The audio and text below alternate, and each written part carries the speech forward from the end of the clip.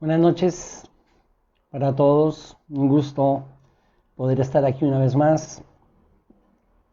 Espero que todos estén bien y vamos a continuar hoy con nuestro estudio El hombre que Dios diseñó. Es una serie y esta ya es nuestra tercera ocasión que estamos dedicados a pensar en esta verdad, en este conjunto de verdades que hemos llamado el hombre que Dios diseñó. Como lo dijimos en ocasiones anteriores, nuestro propósito es poder crecer en ese entendimiento que nos da la palabra de Dios, de cómo poder seguir mejorando, recibiendo la gracia, aprendiendo y creciendo en ese conocimiento de cómo poder reflejar más cada día el carácter de el hombre que Dios diseñó para nosotros, que es nuestro modelo, que es Cristo Jesús.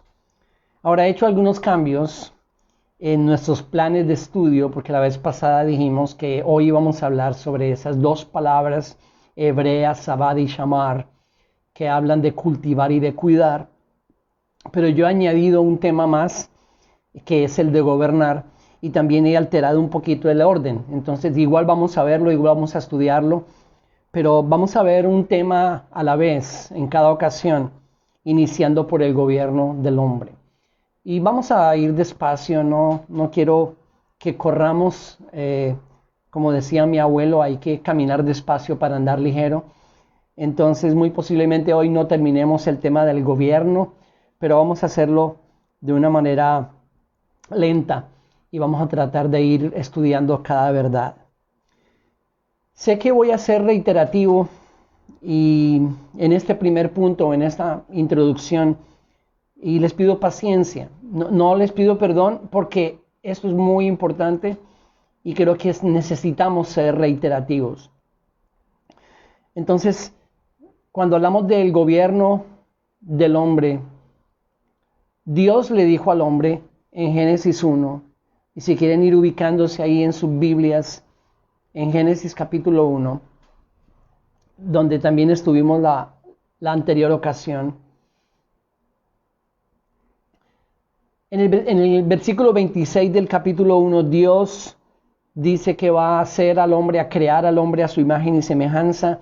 En el 27 lo creó a imagen suya, a imagen de Dios lo creó, varón y hembra los creó. Estoy en Génesis 1:27. Y luego en el 28, Él les dice, en el 28, y los bendijo Dios y les dijo, sed fecundos y multiplicaos, y llenad la tierra y sojuzgadla. Ejerced dominio sobre los peces del mar, las aves del cielo y sobre todo ser viviente que se mueve sobre la tierra. Entonces ahí está Dios ordenando al hombre que gobierne, que ejerza dominio sobre todo lo que él había creado. Entonces él le dice al hombre y a la mujer, estamos hablando de los dos aquí, que hagan eso, que gobiernen y que se multipliquen, que llenen la tierra y que sojuzguen la tierra.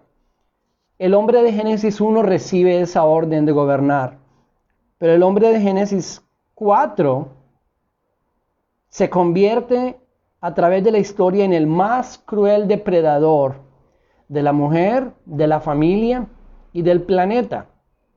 Y eso es lo que ha ocurrido a través de la historia desde ese día hasta hoy.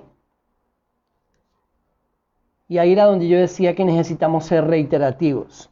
La mujer ha sido abusada por el hombre a través de la historia en todas las culturas. Y como vamos a ver más adelante, ese gobierno que Dios le ordenó se convirtió no en el gobierno que Dios había planeado, sino en un sometimiento y un abuso que a través de toda la historia ha estado registrado hasta el día de hoy.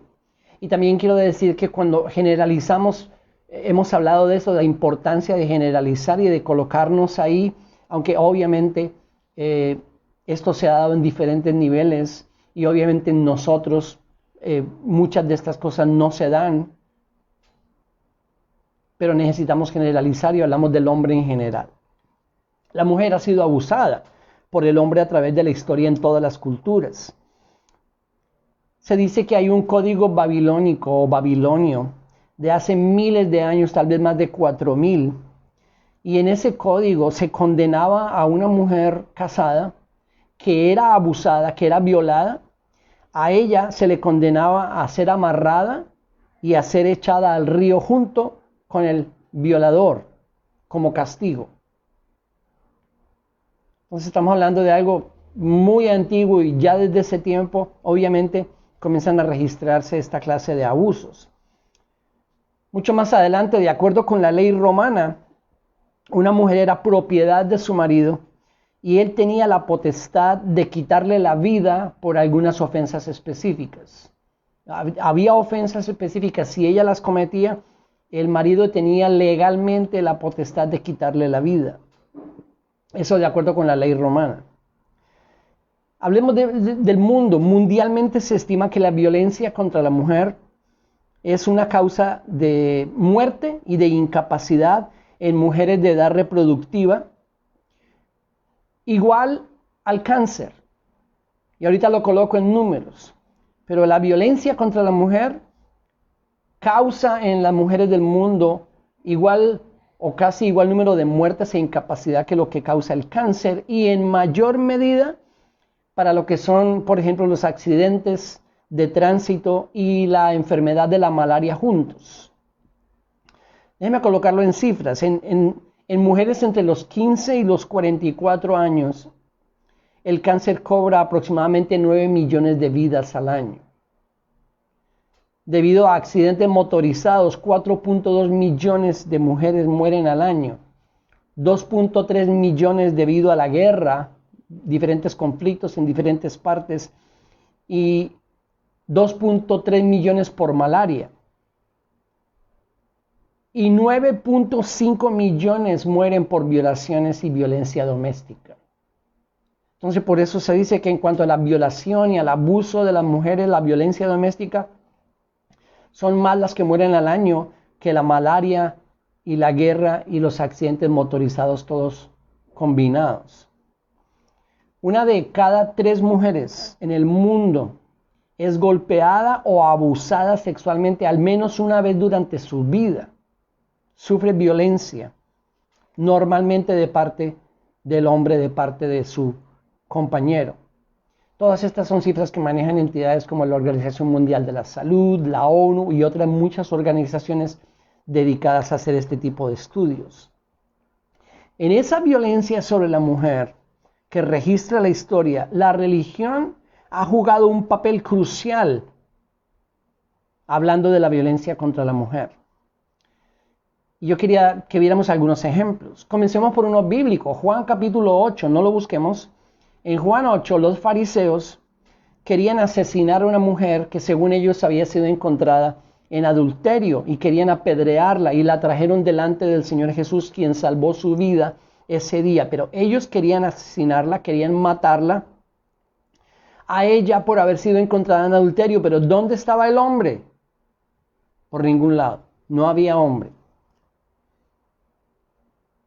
La Iglesia Católica en la época medieval aprobó que los esposos golpearan a sus mujeres por algunas ofensas, y el hecho de que ellos golpearan a sus mujeres por ese tipo de ofensas era visto como una preocupación por su alma. Se estaban preocupando por su alma cuando las golpeaban. El sistema patriarcal del Antiguo Testamento ha sido usado equivocadamente para fundamentar sistemas jerárquicos dentro de la iglesia que atentan contra la dignidad de la mujer. Antes de la Reforma Protestante, la mujer estaba relegada, era considerada como menos por la sociedad y la iglesia, y no tenía oportunidades de educación superior, a veces de ningún tipo de educación. La Reforma, dice la historia, le dio nuevas oportunidades a la mujer de ser educada y de acceder a educación superior, y elevó su dignidad como esposa y como madre. Pero, en palabras de Karin Stetina, que es una mujer que enseña en la Universidad de Biola en los Estados Unidos, ella dice: debemos lamentar la pérdida de oportunidades para las mujeres de dedicar sus vidas al estudio formal de las Escrituras y el servicio de la iglesia. Y estoy simplemente dando ejemplos variados de cómo se ha dado y cómo la religión ha jugado un papel tan importante, un rol tan importante en el abuso de la mujer a través de la historia. El Corán y la ley islámica de los musulmanes establecen desigualdad entre los sexos y establecen la inferioridad de la mujer en el plano natural, sexual, social, económico, jurídico y teológico.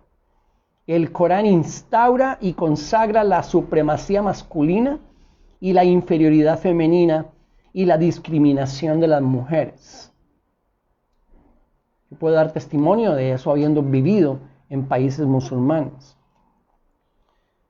En países como India, Nepal y otras naciones de ese sector, se practicó por siglos algo que se llamaba el sati. Y lo que era el sati era la práctica terrible y espantosa de que cuando el hombre moría, la mujer era quemada viva juntamente con el cadáver del marido. Dicen los entendidos y los que han estudiado esta práctica que, repito, estuvo presente por siglos, inició siendo voluntario, según algunos, pero después se convirtió en algo obligatorio. Obligaban a la viuda a meterse dentro de la hoguera donde estaban quemando el cadáver de su marido difunto para ser quemada viva. Todo este maltrato, todo este abuso de la mujer y por ende de la familia, sin hablar de los hijos, todo ese maltrato provino de una forma de pensar basada en una equivocada percepción del diseño y el orden de Dios. El hombre vio a la mujer como inferior, la vio como menos y la vio como un objeto más a su alrededor para alcanzar sus propósitos.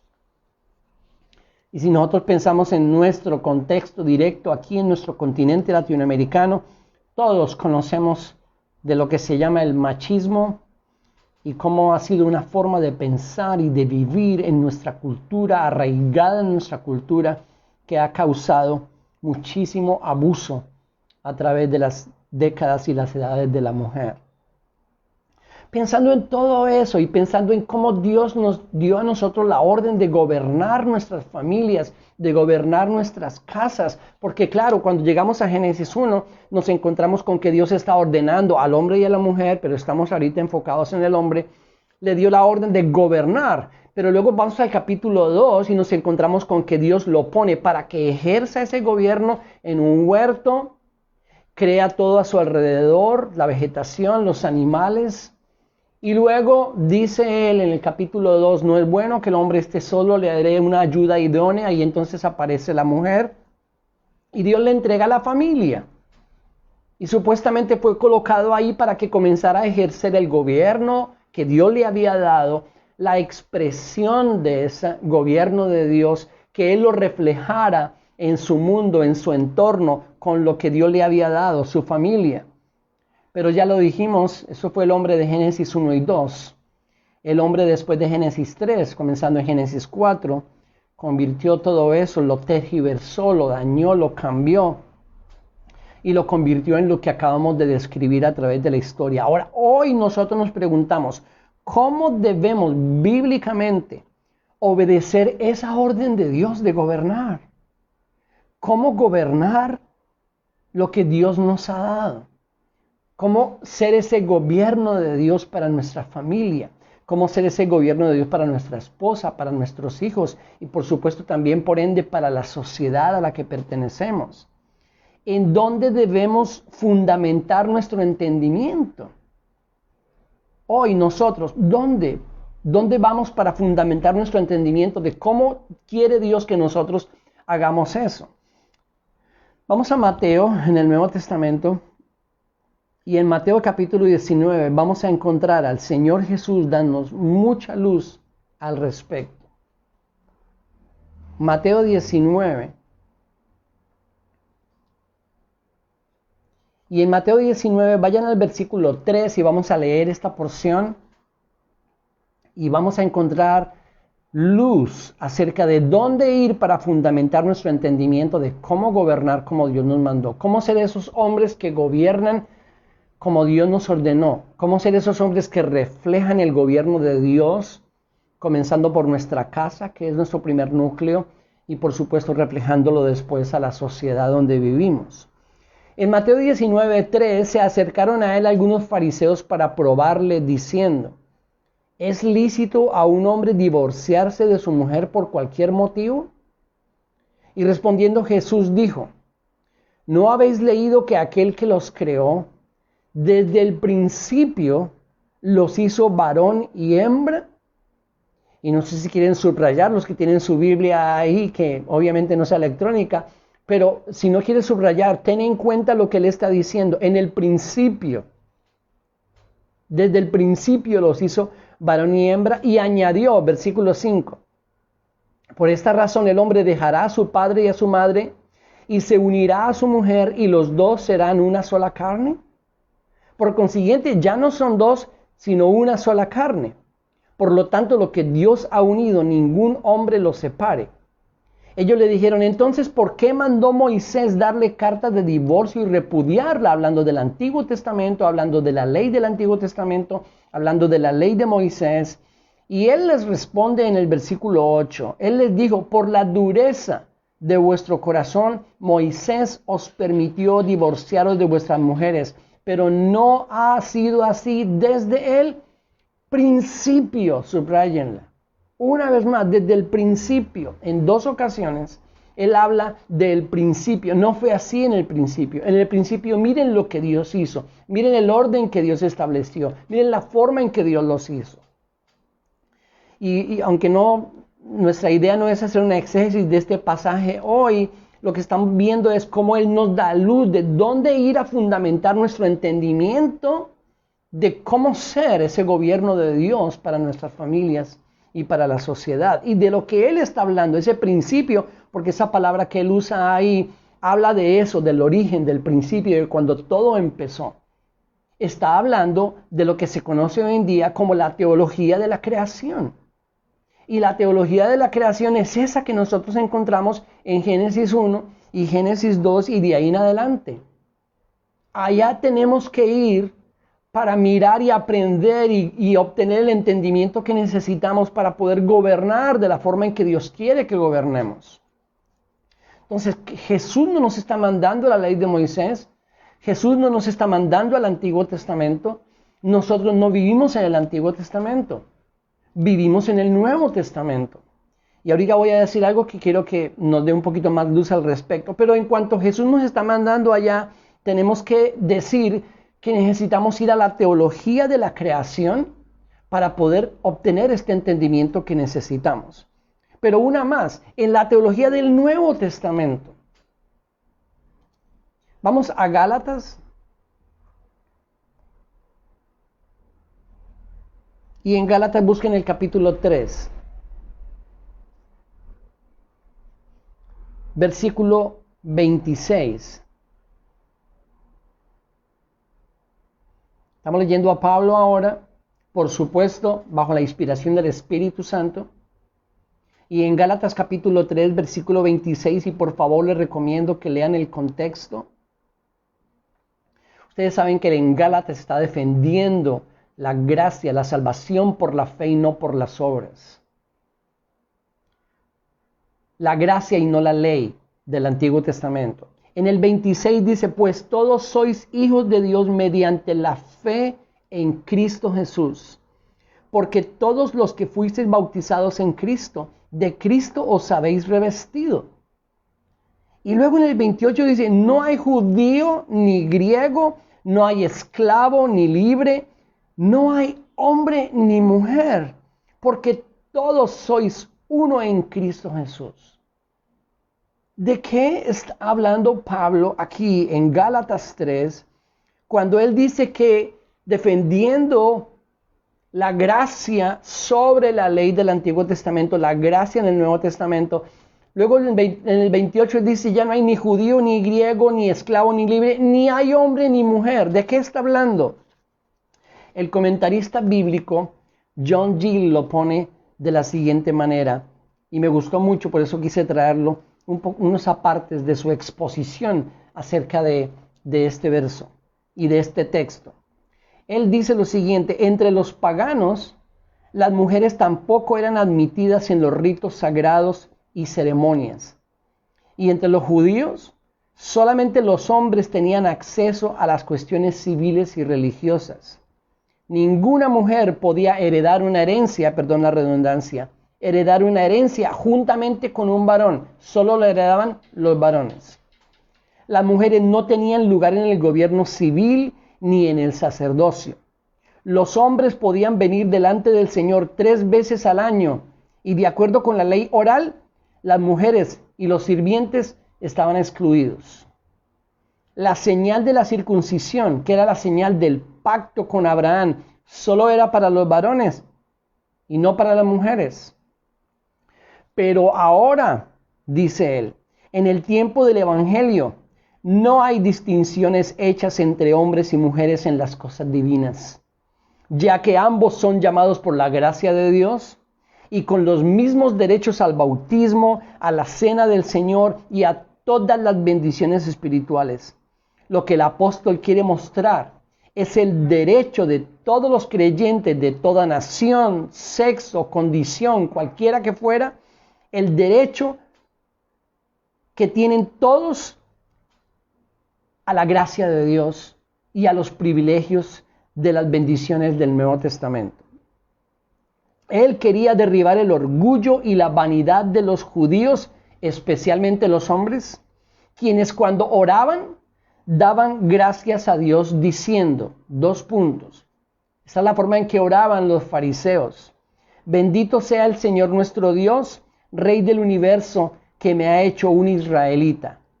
Bendito sea el Señor que no me ha hecho un gentil, ni un siervo, ni una mujer.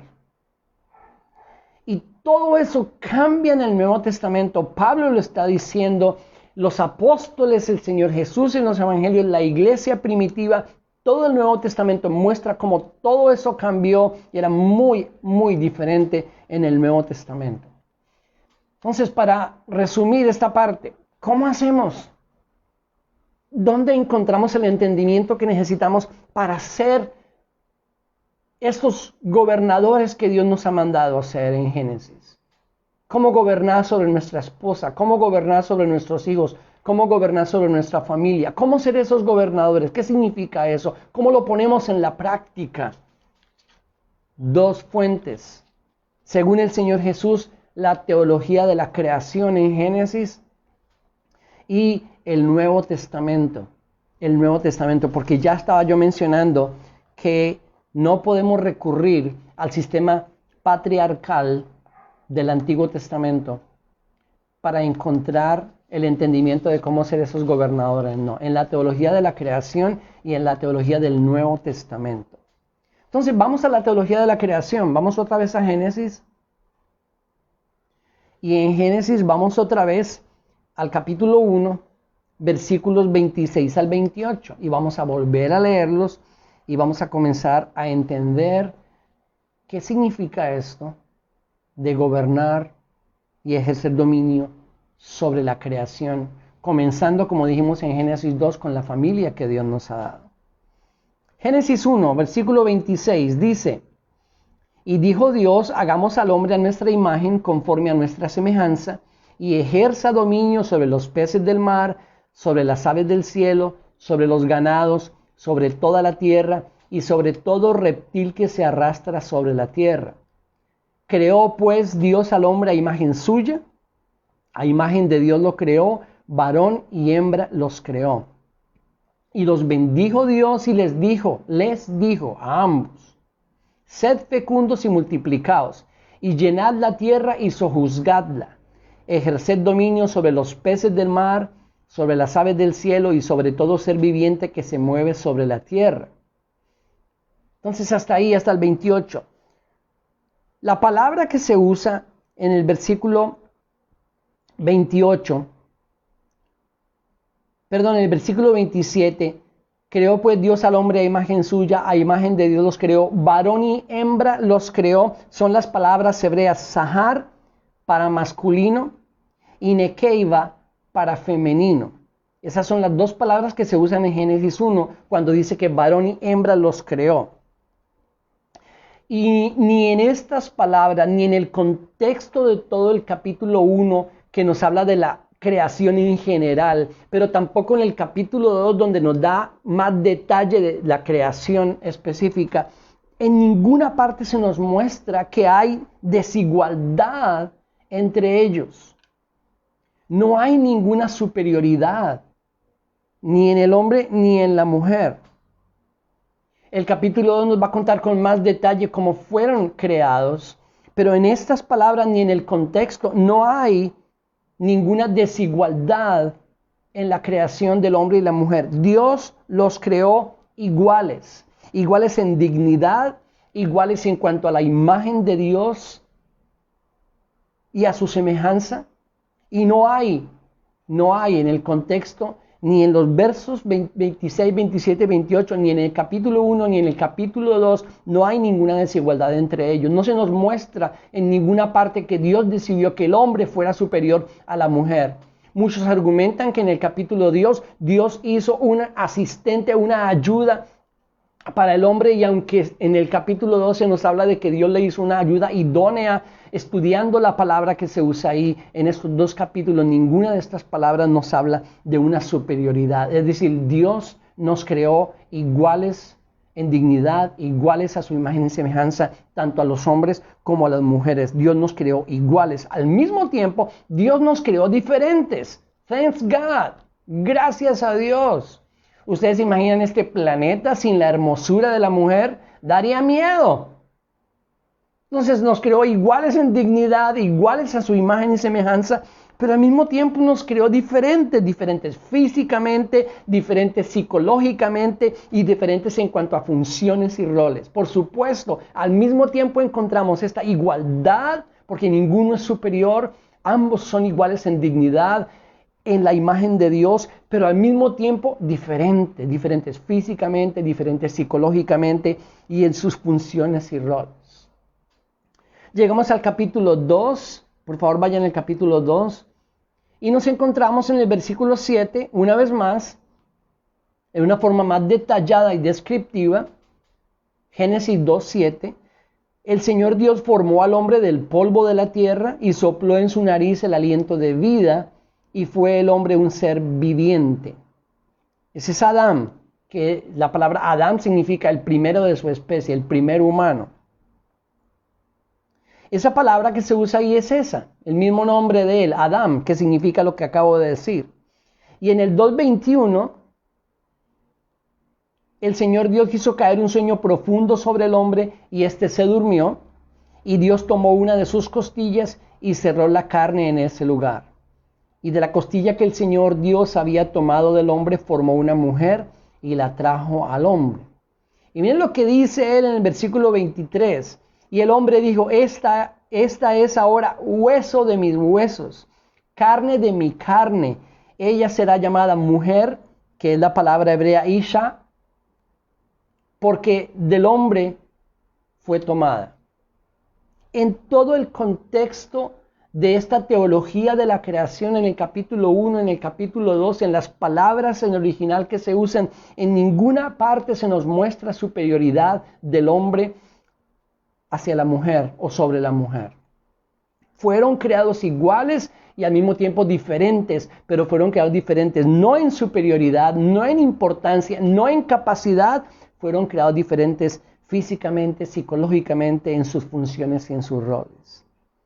No hay nada en esas palabras ni en la descripción de la creación del hombre y la mujer que denote superioridad de alguno de los dos sobre el otro.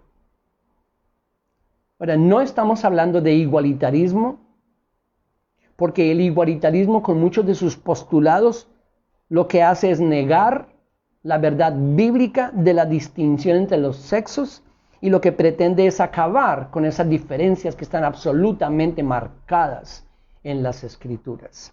Muchas veces lo que pretende el igualitarismo en muchos de sus postulados es que no podamos distinguir entre femenino y masculino. Entonces su noción y su enseñanza de igualdad a veces no es por supuesto bíblica, sino antibíblica. No estamos hablando de igualitarismo. Más bien estamos hablando de cómo Matthew Henry, el comentarista bíblico Matthew Henry, lo colocó de la siguiente manera. Esto es muy conocido, tal vez la mayoría lo hayan escuchado, pero me parece absolutamente fabuloso. Él dice que Eva fue hecha de una costilla tomada del costado de Adán. No fue tomada de una parte de su cabeza para gobernarlo, ni de sus pies para ser pisoteada por él. Fue tomada de su costado para ser su igual, bajo sus brazos para ser protegida y cerca de su corazón para ser amada. Y aparte de ser preciosa, esta descripción es muy teológica y muy bíblica. Y lo vamos a ir descubriendo a medida que avancemos en nuestro estudio de cómo ser esos gobernantes o esos que gobiernan sobre la creación, la orden que Dios nos dio. Entonces, en primer lugar, fueron creados iguales según el relato bíblico, según la teología de la creación. En segundo lugar, a ambos se les dio la orden de gobernar y multiplicarse, no solo al hombre. Génesis 1. Vuelvan a Génesis 1, por favor. Lo hemos dicho creo que 3 veces, pero es necesario decirlo varias veces. En el versículo 28 los bendijo Dios y les dijo: sed fecundos y multiplicaos, llenad la tierra y sojuzgadla. ¿A quién se le dio la orden de juzgar la tierra, gobernarla, ejercer dominio sobre ella, tanto al hombre como a la mujer? ¿Hay alguna diferencia en esa orden que se les dio? No, no hay diferencias. A ambos se les dio la misma orden de gobernar y de multiplicarse. Y al final del capítulo 1, después de que Dios les había dado las instrucciones y las órdenes, vio Dios todo lo que había hecho, versículo 31 del capítulo 1, y vio Dios todo lo que había hecho, y he aquí que era bueno en gran manera. Y fue la tarde y fue la mañana, el sexto día. Como dice el pastor Alistair Begg, no era cuestión ni de superioridad ni de habilidades, porque ambos habían sido dotados de habilidades y de capacidades de igual forma, absolutamente de igual forma. Dios dotó tanto al hombre como a la mujer de todas las capacidades que necesitaban para poder hacer lo que Él les estaba mandando a hacer, a ambos por igual. Y en tercer lugar, primero dijimos que fueron creados iguales. Segundo, a ambos se les dio la orden de gobernar y de ejercer dominio. Y en tercer lugar, la jerarquía. Y necesitamos entender esa palabra. ¿Qué significa jerarquía? La jerarquía es un orden de autoridad. Cuando hay alguien que está por encima de otro en autoridad. Esa jerarquía aparece después de la caída. Mirémoslo, vamos al capítulo 3. Génesis 3, la caída del hombre, la desobediencia, las consecuencias de esa desobediencia, tanto para él como para ella, como para sus descendientes, como para la tierra, la creación. Por eso dice el Nuevo Testamento que gime por ser redimida, todo fue afectado. Pero específicamente en el capítulo 3, en el versículo 16, cuando Dios está hablando de las consecuencias de ese pecado, de esa desobediencia, en el versículo 16 a la mujer dijo: en gran manera multiplicaré tu dolor en el parto, con dolor darás a luz los hijos, y con todo tu deseo será para tu marido, y él tendrá dominio sobre ti.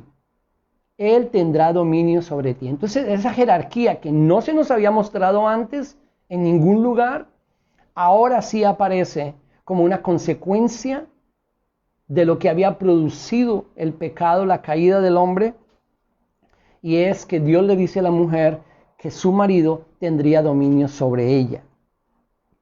Hay un orden jerárquico establecido por Dios para la familia y por ende para la sociedad.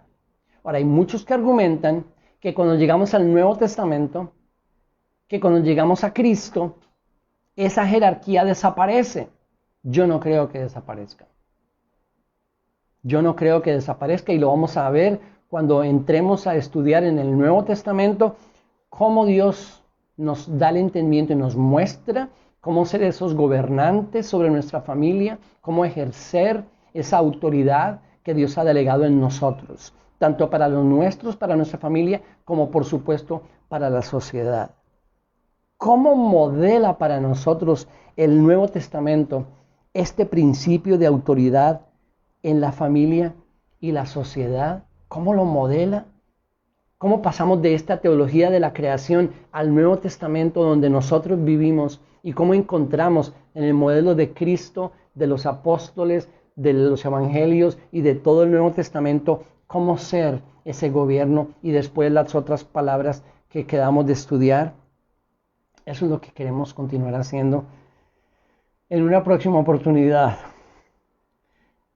Vamos a dejar hasta ahí hoy. Quería, primero invitarlos a que se suscriban al canal de YouTube. Pueden encontrar los videos aquí en Facebook, pero también en el canal de YouTube, y pueden enviar los videos como ustedes quieren, promocionales, a gente que ustedes consideren que debe estar con nosotros estudiando y creciendo juntos en el conocimiento del Señor. Y también quiero decirles que la próxima semana vamos a iniciar una serie que yo ya había anunciado sobre lo que conocemos como el Padre Nuestro, o la oración modelo. Entonces, la próxima semana vamos a iniciar esa serie, pero muy posiblemente la siguiente vamos a continuar con nuestro estudio del hombre que Dios diseñó los martes y la mujer que Dios diseñó los jueves. Por ahora, saben que este jueves, o sea, pasado mañana, las mujeres y todos están invitados igual. Aprendemos siempre, todos están invitadas para estar con Connie siguiendo el estudio de la serie La mujer que Dios diseñó.